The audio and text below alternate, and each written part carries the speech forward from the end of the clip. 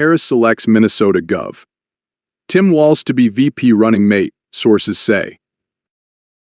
With one viral line on cable TV, these guys are just weird. Tim Walz vaulted into contention for the job of Kamala Harris's running mate.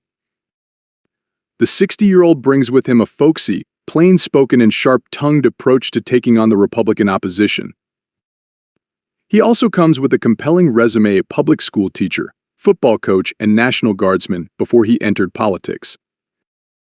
His political experience, representing a Republican-leaning district in Congress and then later passing left-wing policies as Minnesota's governor, could have brought appeal at a time when American politics is so polarized.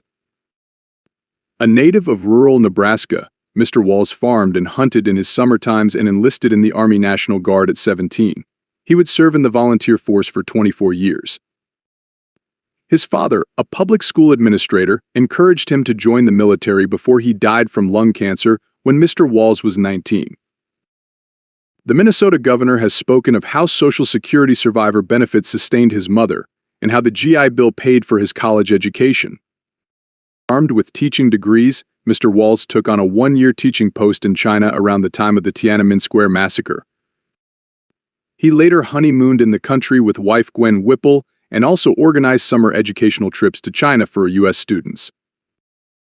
After returning home to Nebraska, Mr. Walz became a teacher and American football coach until his wife, another teacher at the school, drew him back to her native Minnesota.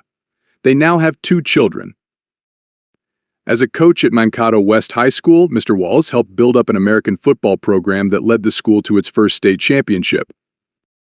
He also earned plaudits for agreeing to be the faculty advisor for the school's Gay-Straight Alliance at a time when homosexuality was largely frowned upon. He first ran for office in a largely agricultural district that spans across southern Minnesota, which is fairly rural and Republican-leaning. But Mr. Walz campaigned as a moderate who cared about public service and veterans advocacy, leading to an election upset. Over his 12 years in Congress, it was hard to label his ideology. He voted in favor of the Affordable Care Act, co-sponsored pro-labor measures, including a bill to raise the minimum wage, and backed an unsuccessful cap-and-trade effort for reducing carbon emissions. But he also found common cause with Republicans. Once endorsed by the pro-gun National Rifle Association (NRA), which donated to his campaign, he spoke out in favor of an assault weapons ban after the Parkland school shooting and lost their backing. Mr. Walz won the 2018 Minnesota governor's race by more than 11 points, but his first term was overshadowed by the COVID pandemic and the killing of George Floyd by a police officer in Minneapolis. Republicans heavily criticized Mr. Walz for being slow to deploy the National Guard, even as some protests grew violent.